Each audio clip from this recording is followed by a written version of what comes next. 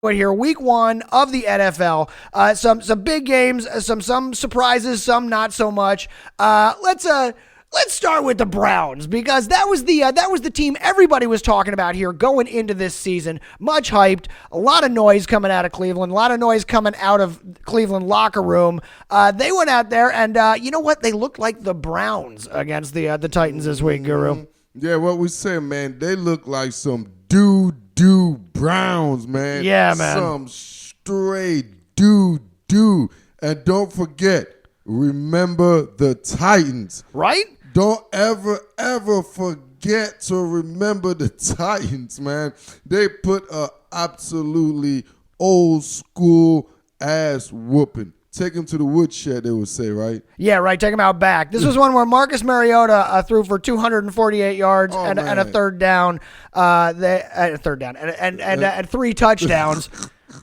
Yeah, either way, Mariota had a career day. Yeah, absolutely. Even the first down would have been.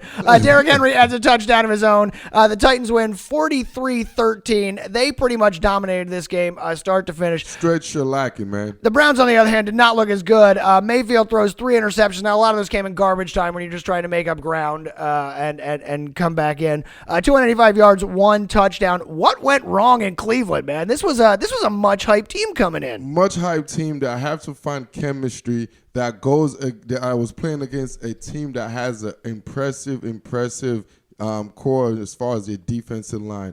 They have a unit of young guys as well as a mixture of OGs like Cameron Wake. So they were very relentless, and the weak link in the Cleveland Browns offense is their offensive line, respectively the interior of the offensive line. So that's what you see is the strength of the Tennessee team with Jarrell Casey. If you remember the Guru's defensive tackle ranking, Casey's one of his high guy who plays in that position, man. So at the end of the day, I think the Browns they just need a chemistry. They need a gel. There was a lot of new things coming into this offseason, so they just need a gel. And they just met a team that's very physical, going against a team that's lacking that physicality right now at that core offensive line. Yeah, Mayfield sacked 5 times in this game.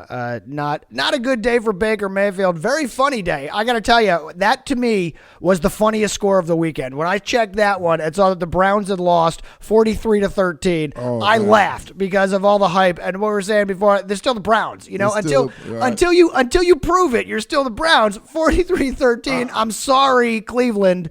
You're still the Browns. I expect the Browns to bounce back, man. All right, who they got this week? What are they? The Jets, Jets, Monday night. Yeah. All right, so that on Monday night, boy, they're really packing them in on that one on Monday night. The Browns-Jets then this week on Monday night. The Jets, a terrible loss for them. And, of course, I'm talking about Sam Darnold going down with mono. But the game, terrible loss in that game. Stop hanging out with Jamie G and them porn stars. Right, what are you guys doing out there? Y'all SoCal kids, man.